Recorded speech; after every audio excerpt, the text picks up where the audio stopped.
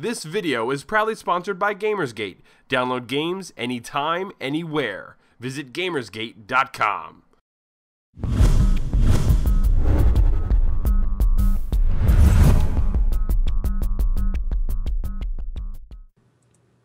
Hello everybody, welcome back to Elder Geeks Game Club. This is episode number 19. My name is Steve Wilkinson, and with me as always is Phil Summers. Phil, how are you doing tonight?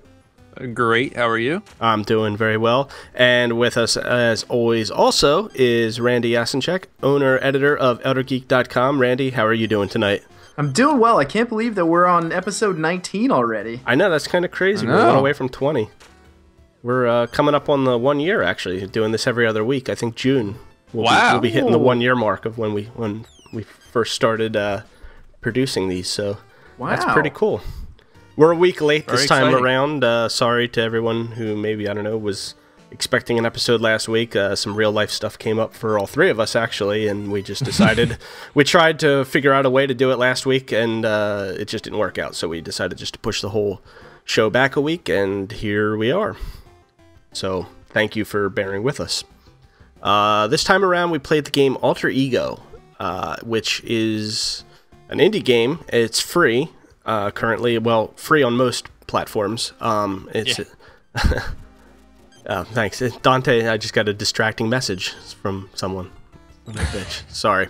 Hey, what do you mean when it was free on most platforms? Well, it's available for Windows Phone as well, and you have to pay for it on Windows Phone. Only $1. Oh, that actually makes sense. Yeah. I'll bring up my point later about that. Yeah. So, but the version we played was free. You can go to the Retro Souls website and play it right. You can download it right there. There's also a ROM version, but we'll get into all that. So, Phil, if you want, why don't you take away the Alter Ego information section? Sure. So, Alter Ego is a retro-style single-screen platformer developed by Retro Souls. So, this game kind of has a bit of a crazy history. It was originally created for the ZX Spectrum in 2011. So it was made for this old platform only a year ago as a new game, right? So then it got ported to the NES, which was done by a guy who goes by the name of Shiru. Or I guess am I saying that properly? Shiru or Shiru, I guess. One or the other. Yeah. So Shiru, well, actually, I meant to. This I should have looked into. So, Retro Souls is pretty much this guy, Denis Grashev. I'm assuming he did the ZX port. I mean, the ZX version, and had nothing to do with the Windows one. I should have double checked that. Any clue on that, Steve? No. I think he did both. I'm pretty sure he did both. Yeah, I think he did the Windows version as well. Yeah. Yeah. Okay, cool. Yeah, he's the original, the guy. He created the game. Yeah, it's his game. So what happened was this guy, Shiru, he wanted to test if C was a viable option to develop NES games. So what he set out to do was port Alter Ego because he just wanted something that was like a simple game that I guess was fairly recent and it was free. So it's like something he could copy with permission. You know, he asked Dennis for permission to make this port. So that's what he set out to do. It took him about 10 days. And it actually turned out to not be as much as a port job as he thought it was because he had to essentially recreate everything. I guess he kept all the level design. So all the design was already thought out. But he still needed to recreate all the graphics and, you know, relay out all the levels and whatnot. For the soundtrack, since the ZX one didn't have a soundtrack, he outsourced it to a guy that goes by the name of Color. I always say these names wrong. I am terrible. Well, actually, his real name is Richard Armijo. Oh, there we go. So it's he's probably just spelling color in a funny way. Yeah, I think that's just like his handle or whatever. Yeah. Yeah. So the project was successful for him. He thought C greatly reduced the amount of code needed for, you know, working on a NES game, which is crazy to me that like today someone wants to make a NES game. And you know what you could do with this game is there are, I guess, like these flash cartridges you could buy for the NES that you could load up with ROMs. So you could put this game onto one of those things and play it on your, you know, on your old NES. It would work on it, which I think is pretty nifty. Yeah, or like if you have an emulator or whatever run on your PC, you can just load it into that and play it that way. Yes. So, as Steve pointed out, it was also released on Windows Phone 7 for fairly recently, too. I think like within the last 2 months or so it was released. Oh, really? Yeah, like beginning of this year. Wow, all right. So this is, all recent stuff. So the soundtrack's cool because originally Richard wrote it, using, I think, FamiTracker for the NES, which is all, it has to work on the NES console. And then for the Windows port, he, updated the music. It still has that cool, like, chip sound to it. But, it's obviously can't be reproduced on a NES. So the game, the main mechanic is you kind of flip places with your alter ego. So as you climb down a ladder, there's like a shadow of yourself across the screen. He may not be climbing down the ladder because there might not be a ladder across the screen, but he's going down with you, if that makes sense. Mm-hmm. And then what you can do is you can swap places with him at any time. Yeah, and if you have never, for people listening who haven't seen the game or don't know what it looks like, it's a one-screen kind of a platform puzzle game, I guess, would be a good way to put it. It's very similar in look to like the original Mario Brothers, where everything just, or like Donkey Kong, or any game, where everything is just on the screen. You don't scroll off the screen or anything like that, but it's 2D. Right. And then you collect little pixels, and then, if you collect all the pixels, you advance to the next stage. To kind of keep it difficult and, keep some, make the puzzle element of it is you have a limited number of swaps that you can do with the other character. And, that pretty much describes the game as it is. So Retro Souls, they also put out a spiritual sequel called 8-Bit Nights, and that's available for $5 on Dasura, which is a digital distribution system, and they also have a demo available for that too. And they there's similar mechanics. I didn't play it, Steve. I know you played that demo, but I guess you don't swap with another character. The screen flips. Yeah. So it's you don't. I'm going back a week or so from when I played it, but you don't switch like you do in Alter Ego. Yeah, you're exactly right. The whole screen kind of has this crazy effect where it just flips around. And so it's basically the same idea, it's just executed a little differently. And that version also supports the 360 controller, which is nice because the Alter Ego game doesn't support any controllers natively. Yeah, not that it's overly complex. I mean, you're just using the keys and space bar or whatever it is to swap. It is very, very light platforming, very, very light puzzle solving. Yeah, I mean, I don't even think you jump, right? There's not even a jump button if I'm remembering correctly. Yeah. So our thoughts on Alter Ego. Who wants to take it away? I'll go first. Go ahead. We always kind of like clamor away as to who the hell is gonna go first. So I'm gonna balls up and go. All right, go ahead. When you had said earlier that it was originally done for phone, and I had not known that when I went in to start playing this, because when I was playing the game, I got to the third level or so, and then my control stopped responding, and it was a dumb mistake on my own behalf. It was because I didn't notice the counter on the lower right hand side of the screen showing how many swaps I could do. Okay. And I was hammering my spacebar to make it flip, and I'm like, why isn't this working? So I went into the options to find out the controls of the game, and right in the game options it says drag your finger around the top left side of the screen to move it, and tap a button to swap your hero. And I'm like, I am not touching my screen with my finger, game. What are you talking about? Makes sense that's now. Interesting. Yeah, that does make sense. And it's funny that you raised the point about the box in the corner. I noticed that box, but I thought that box was very annoying. Like sometimes it would cover. It got in the things. way a lot, didn't it? Yeah, and that was that's actually really my only big complaint with the game, because the other versions, the ZX and the NES one, you have your counter is up and away. It's out. Oh, it's off the screen. There actually is a slight HUD, which kind of helps it. They have a title of the stage, and those versions actually have an amount of lives that you have. You have infinite lives in the PC one. But I'm sorry, go ahead, Randy. I could agree. I think that the counter for where the swaps went felt a little bit like an afterthought to me.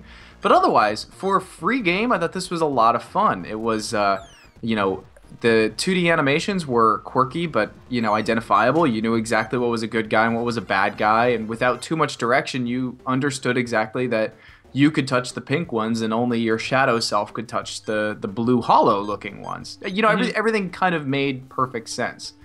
And I know that the two games don't share a lot of similarities, aside from the fact that they're old 8-bit style games.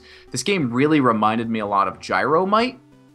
Even though Gyromite was more wasn't Gyromite more about you interacting with the environment because the Mr. Do was sleeping or whatever the hell his name was? He was sleepwalking or some crap. I actually, I never played Gyromite, believe it or not. I never played with a Rob the Robot, which I've always wanted to. You know what? That shocks me. If anybody had a Rob the Robot, I would have figured it would have been you. No Rob the Robot. I do want one, even though he's a giant pile of crap. There was just something about this that reminded me of Gyromite. But I thought the music was great on the Windows. The music was fantastic. The puzzles were actually really challenging from time to time. Like I would go through these stretches where I could nail like 3 or 4 puzzles in a row, and then I would be stuck on the 4th one or so, and I would just be pounding my head. So I still have to walk away from the game and come back and realize how I was being stupid. Yeah, I had the exactly what you just described happened to me many times. Did you guys finish it? I did not. I didn't get a chance to. No, I made it. Was there 40 levels, 40 or 50? Yeah. I made it into the 20s. I was somewhere in the mid 20s. I don't remember which one. I'm stuck on 33. Really? Yep. It took me about an hour. I got through it pretty quickly, actually. You whooped my time by a lot then. Because Really? Yes. Yeah. When you actually told me that you only spent an hour on it, I was like, I must be some kind of dullard because I cannot figure this out for the life of me. I was like, oh yeah, it was kind of like, about the same amount for me. Something like that. I'm usually terrible at puzzle games, so I don't know what happened there. But it is a good puzzle game. I would actually recommend this to people who like puzzle, or specifically Portal. There's something very Portal-esque about this game as well. This duality of location kind of thing. That's true. Yeah, I didn't really think of that, but yeah, that's a good point. But for free, you really can't beat it. It's a nice game. My only other complaint, aside from the counter feeling a little bit like an afterthought, was and this isn't really even a complaint about the game. This is more about style, and this is about style of people making 8-bit games and stuff now. A lot of times when people make 8-bit games or 2D side-scrolling games, I almost feel a lot of times that they over-retroize it. Does that make sense? Like, thinking back on the NES era, I can't think of any games that actually looked this simple. There was a big graphical leap between Atari 2600 and the NES, and these types of games feel like they fall somewhere in between those two generations. Yeah, I mean, some of the original black box NES games kind of have that look. Do they? I think so. I mean, if you look at like Excite Bike and you look at Excite Bike, you look at Donkey Kong, they kind of have that look. So, I think that's what he was going for. Right. It doesn't bother me too much. Yeah, especially with like the single screen stuff happening. Right. Or even Gyromite. Right. Again, it was not a complaint at all. It's not. That's just all I kept thinking of was like, wow, they really went retro with this. Like one step more, and I'd be on the Atari 2600 kind of thing. Well, I mean, you kind of are. I mean, the ZX Spectrum is, it's not making a game that looks as good as a NES, So that's just, it's been ported from there, Yeah. So kind of is worse than a NES. What they were aiming for. I'm ready for the generation of retro fans to start building games that look like they were off of the SNES era. That will really get me going. You get some of those once in a while. How about you think anybody's willing to make a retro game based on like PS1 era? No, that whole PS1 N64 era was that was like puberty for video games. Yeah, I agree. I don't want to get off on a tangent. People would probably kill me, but I'll just throw it out there right now. Worst era for video games. Yeah. Even though there was a lot of really good games that came out during that time, but there are so many awkward games in that time period too. Enjoyed the shit out of it as it was happening. To go back and play them, and not so much. Didn't age well. No.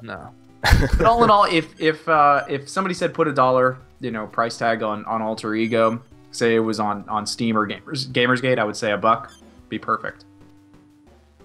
Yeah, sure. Yeah, I agree. I really like this game a lot, actually. I think this is probably, of all the games we've done in 19 episodes, I would put this in the top 4 or 5.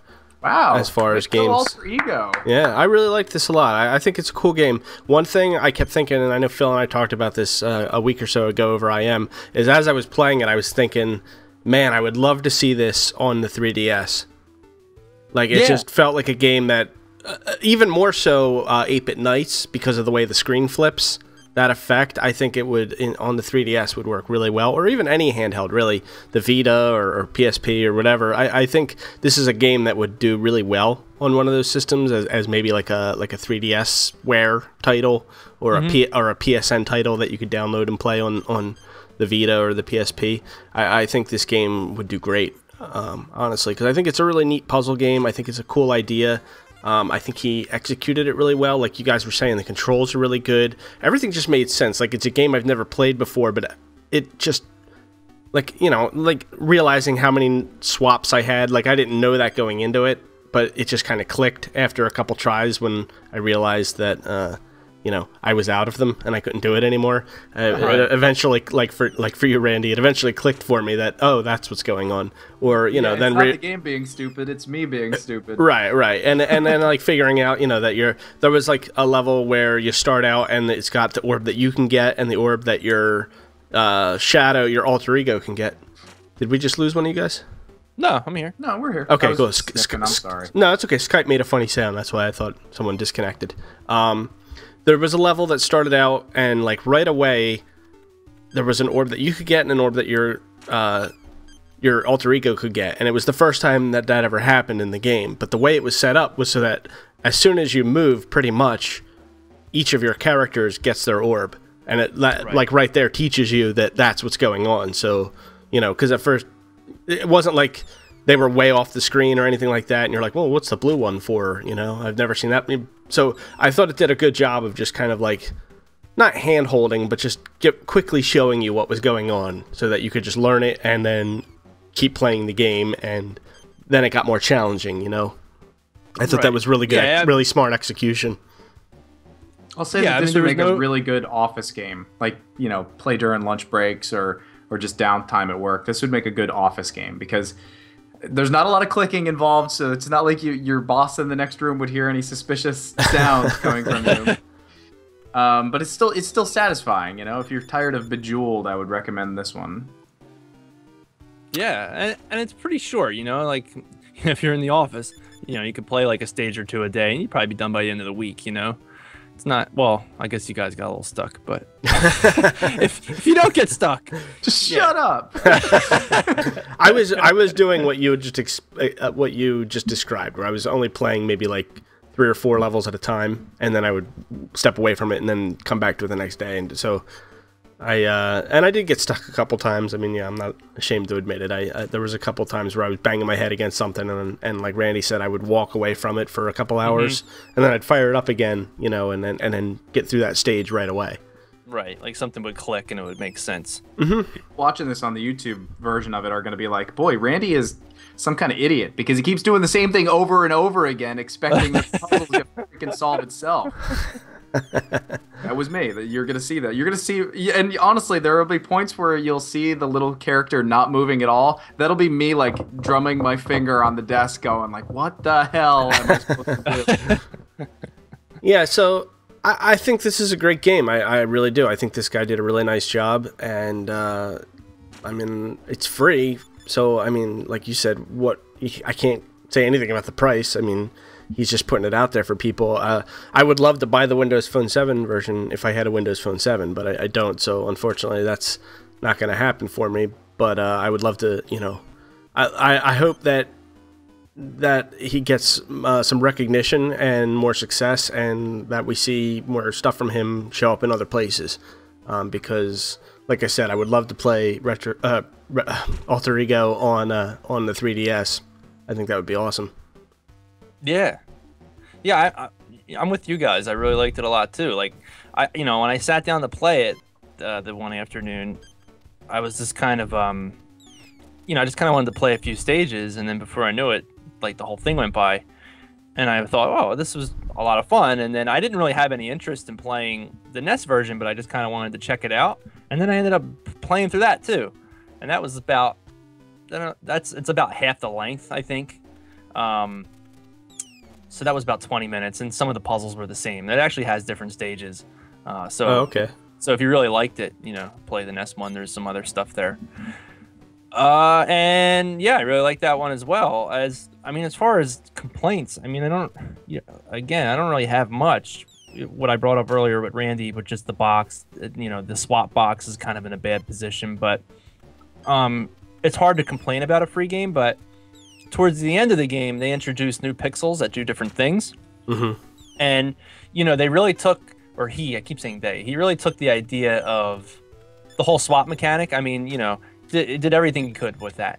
And towards the end, they introduced kind of new ones, and maybe he didn't go as far as he could have with those, but again, it's a free game, and it's, only it's 40 stages, and what's he going to do with it? But the new mechanics I'm pretty certain it's a red pixel.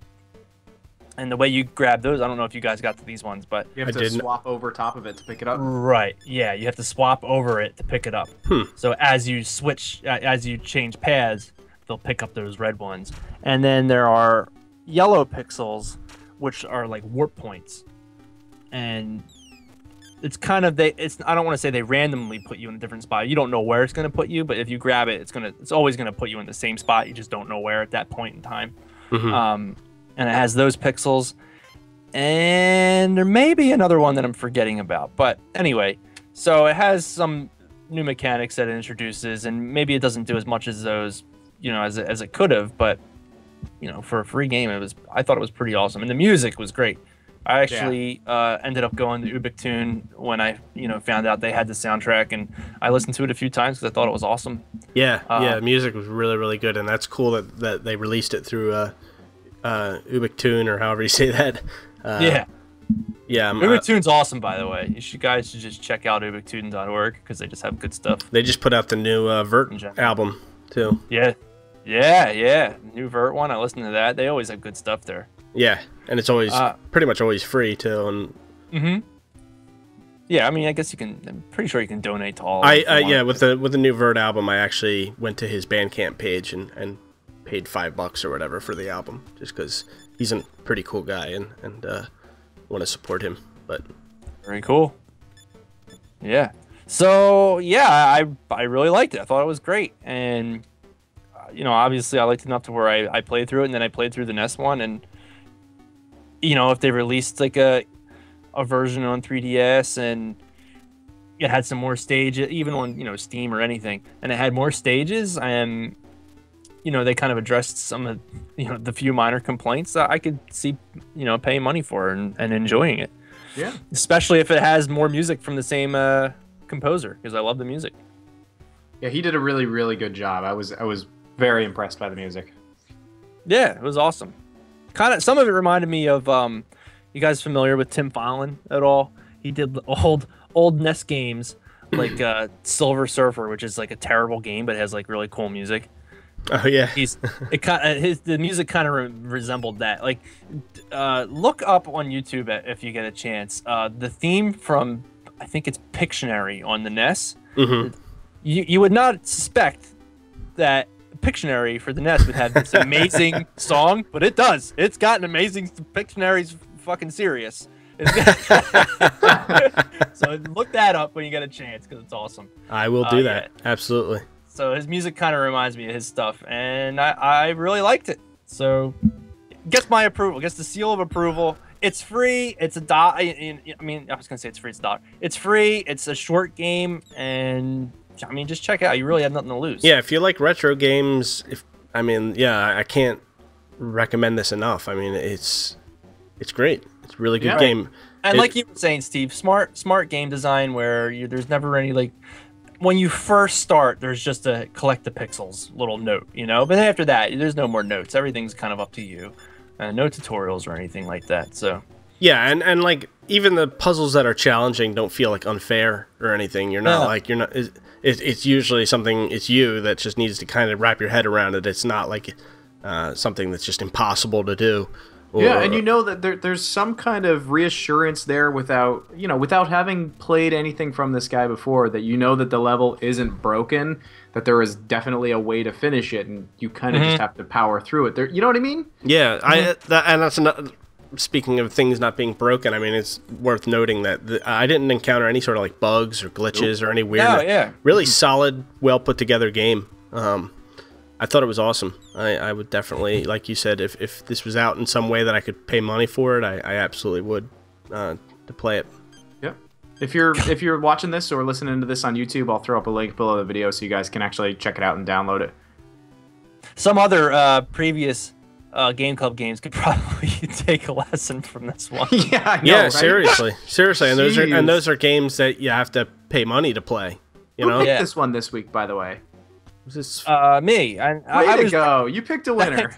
It was recommended to me by, I don't even remember actually. It's possible it was Dante, a regular show person.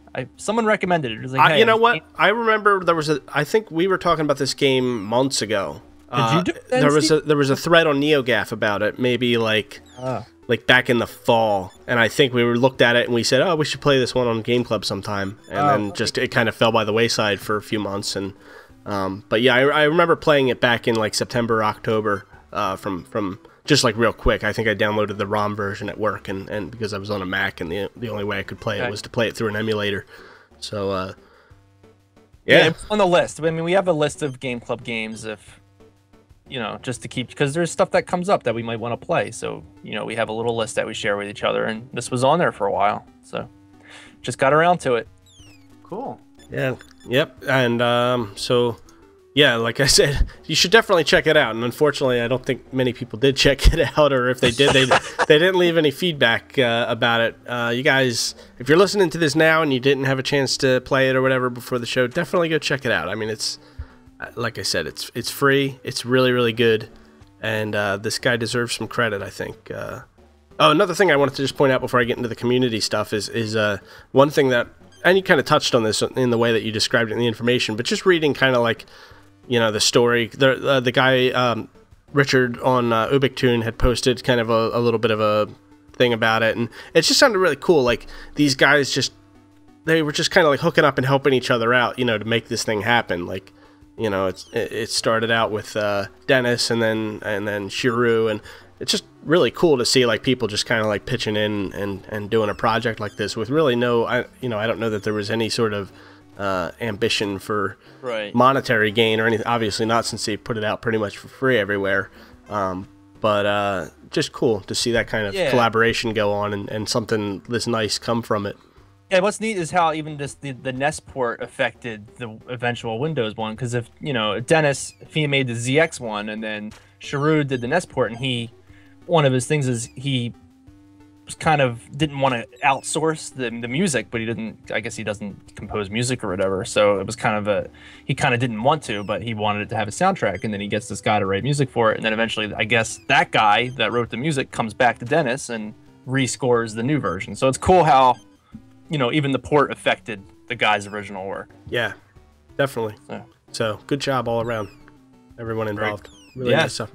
Very cool. So we did get the one and only community feedback was from Frank, and Frank always bringing quality with his comments. So this time around, since we didn't have anyone else, I'm going to read. Usually I have to edit Frank down a little bit because he's an overachiever, that guy.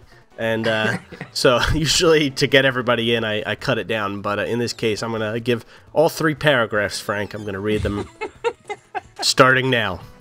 Frank said, I nabbed the freebie version off their site and I'm playing it here and there on my desktop in the NES emulator. For some reason, I had trouble grasping the concept at first.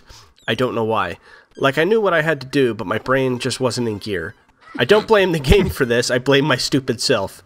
I think it was because I was expecting my alter ego to actually do something when he really doesn't, other than serve as a warping spot, though he can collect stuff later.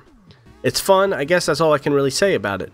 It's very simple in concept to Portal. Well, that's similar, fun. yeah. Very similar, very similar in concept to Portal, minus any of the momentum puzzles, such as jumping to your death, that you can be spit out of a second portal to vault across a pit. Actually, there were a couple parts that were kind of similar to that, in that you had to swap at the last minute before you landed on spikes or whatever. So there was a little bit of that, but there are similar type moments present. The music is fun and catchy. One thing I thought about while playing was, if this came out during the NES heyday, would it be a justified purchase at 50 beans? Answer is no, because it doesn't offer anything more than its one trick, or swapping with an invisible guy. For the incredible price of free, it's a blast. I think it could also stand to be priced at $1 or $2, no more than $3.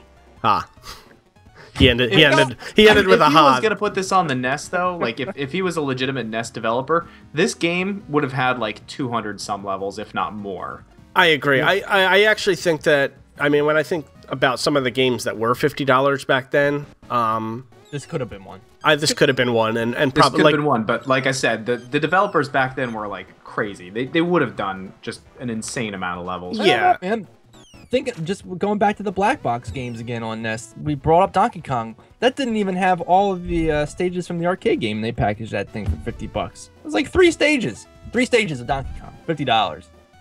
Yeah, that's true. It could have. I think it could have done it. I definitely could have seen this. Early gen NES. I mean, late gen, no, but out of the gate, sure, $50. Yeah, I mean, there was a lot of stuff on the NES, even late gen stuff that was just garbage, you know, and it was still $50, and Wrath of the Black Manta. I'll never forget when I bought that game. We're gonna have just a game club show of Wrath of the Black Manta. We gotta do it one day. We should do Wrath of the Black Manta one day, because I mean, I'll just real quick. I was in 2nd grade, and I couldn't wait. Now, this is gonna sound so crazy, but I remember this because of just the effect that Wrath of the Black Manta had on me. And I was making my first Holy Communion. Went to Catholic school, and all I knew from my brothers and sisters is that when you made first Holy Communion, you got a bunch of money from people. And I thought, I can't wait to buy my first NES game with my own money, right? So I choose Wrath of the Black Manta because I love Ninja Gaiden so much. I thought that this, surely this would be amazing. And I bought Wrath of the Black Manta, and I went home and played it, and I realized it was terrible, like, immediately.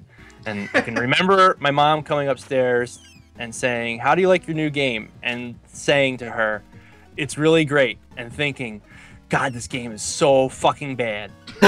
And that's what, I'll never forget that. I'll never forget it, because like just that moment of finally being able to buy my own game and buying like a stinker, and just you gotta stick with the horse that you got, baby. And playing it to the point where I did beat it. Oh, Jesus, that's something you got to appreciate about like this day and age with the internet and game reviews and community and forums and places to talk to people. That would never happen now, because you at least you would probably have read 50 posts or whatever on a message board or a website or a video review about how much people hated this game and what a piece of shit it was.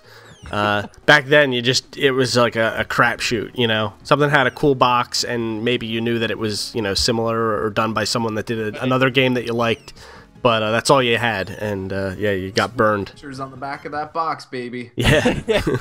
You know what sold me was the big boss, the big guy on the first stage. Yup. That sold me. That picture, that screenshot. I was like, dude, this is gonna be incredible. This guy's the size of the whole screen, and nope. It was awful. Hit him with like 5 ninja stars. Yeah. And another thing, I thought that was like a Ninja Gaiden ripoff, and I never realized until kind of recently that no, it's actually a Shinobi ripoff. It's yeah, but oh well. Yeah. Sorry. I totally got us off track. I said, that Magic NES game. What does not kill you will only make you stronger. So. All right, and real quick, and then eventually I sold it to GameStop for 50 cents. Oh. And then eventually, I bought it again from GameStop for $1. Oh, what? I own it. I have it again. Well, I think that's what we're gonna do. We're all gonna go to Phil's house and we're gonna play Wrath of the Black Manta, because I am not gonna buy that game again. Phil, just to avenge your young self, I will steal the game off of a website to play it.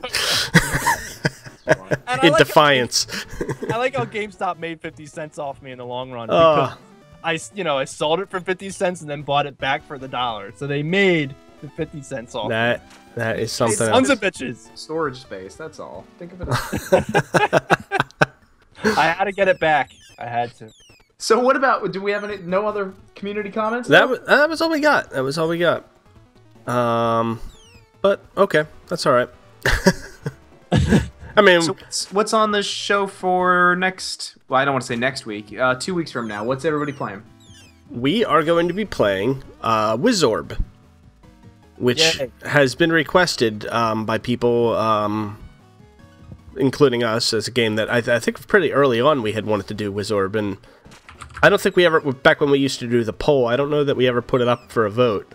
Did we? No, we never did.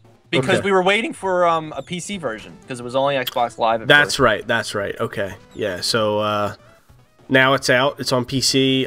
It's currently on Gamersgate and Steam, and it's on sale, I think, until the 21st, I want to say. It's on sale on sale right now on Steam. It is $269. And Gamersgate, same price right now. Yeah? I checked them as well, just to make sure. And yeah, it's both... I think the Gamersgate version is DRM free. Yep, that's right. And the Steam version obviously has Steamworks and achievements and stuff. I was gonna say I didn't think it was out on Steam. It literally just came out yesterday. Yeah, yeah, yeah. I was actually gonna go with another game. Again, this game I was gonna go with. It's Another World has been the game that I've been for the past 3 times that it's been my turn to pick. I've almost done Another World, and then I end up going with something else. So this time around, it was Wizorb, and I saw that it was just freshly released and was on sale, so I figure that would be a good one to go with. So yeah, and I'm hoping to... let me see here. Sorry. My Some Skype, hot Wizorb action. No, basically. my Skype just beeped, and then I don't know why it did that, so I thought something happened. I have a couple extra copies I want to give out, so we're going to be doing that. I'll probably do that somehow through the Elder Geek Facebook page.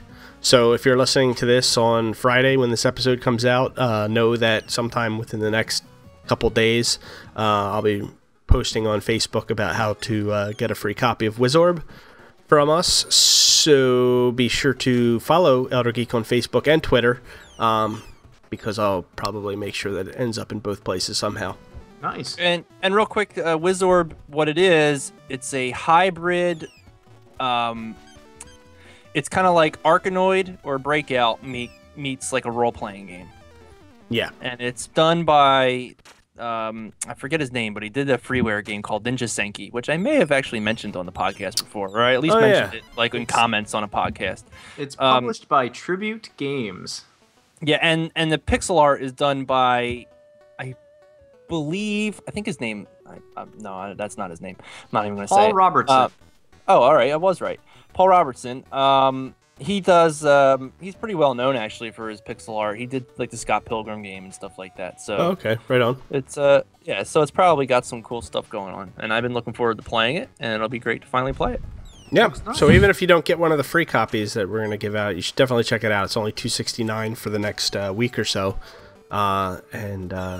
yeah, please check it out, play along with us, and leave us some feedback. Don't make Frank do all the work, guys, because you guys are leaning on Frank way too much. And, I'm gonna be honest. I made Frank do the work. Oh yeah. Well, I said, dude, we got no freaking community comments. I said the game's free. It's an hour long, and he goes, okay, I'll play it. You know what? There is something kind of intimidating about the free game, because free games can be total hot messes of piles of crap. That's true. It's and you're like, it's a free game. I don't even want to play it to give you guys feedback on it. I know, it's crazy we've gotten to this point where we can't even be bothered with a free game. Yeah. But I think we're gonna get some better results with Wizorb. This looks pretty cool. Out of the user reviews, actually, so far on GG, it's gotten almost a solid 5. It's like a 4.4 out of 58 votes. That's pretty good. Very cool. Yeah. Very cool. Yeah. So I'm looking forward to checking that out. That'll be fun. Yeah. So yeah. Do we have anything else we want to say about Alter Ego? I think we pretty much covered. I mean, if you guys haven't figured out that we all loved it, then I don't know, rewind and listen again because it's awesome. Yeah, it's awesome. Good game, and you should be playing it right now. If you haven't played it yet, you know what? You need the patch on your shirt that says like gamer or whatever. Like rip it off, turn it in at the front desk, leave your badge and your gun with Sheila on the way out. You know, it's not working out, guys. Sorry. Yeah, and if you've been listening to the podcast version where you've been hearing the soundtrack, the great soundtrack, I mean, come on. What else do you need? What other motivation do you need to go play it? Yeah, these guys did a great job, and they deserve success, and I want to play it on the 3DS, so get out there and spread the word. Make a 200 level 3DS version. Yeah, I like how determined you are to have it on 3DS. I enjoy that. I know. I think figured honestly the blue and red contrast would make it badass. I think.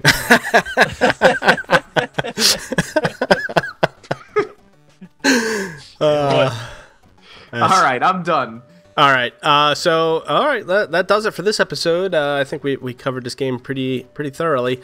Definitely check out Wizorb for next time. We'll have links and all kinds of stuff up in the show notes on eldergeek.com. I say this every time, and I guess I'll say it again.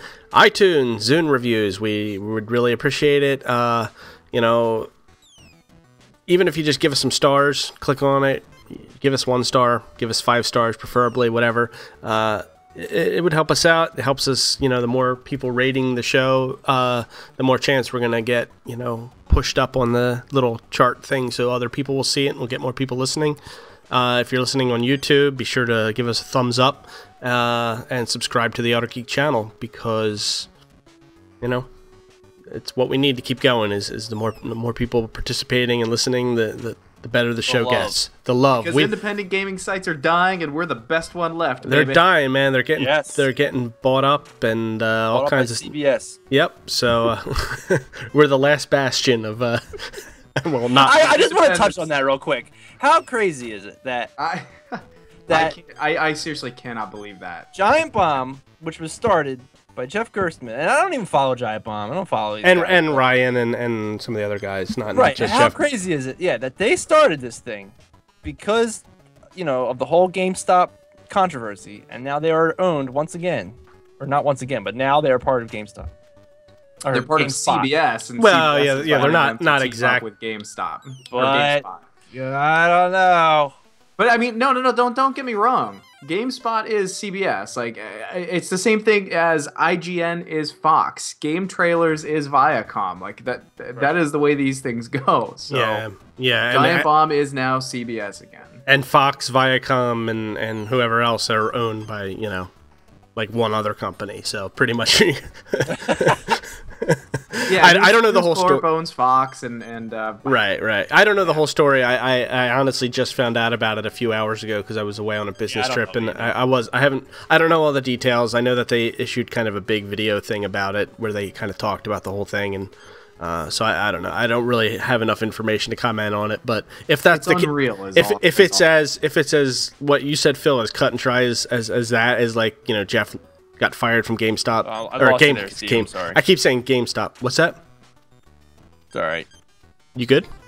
No, I'm breaking up a little bit, but that's all right. Oh, okay. I was just gonna say that, and I said GameStop, and I meant GameSpot. I've been saying it too. Jeff got fired from GameSpot.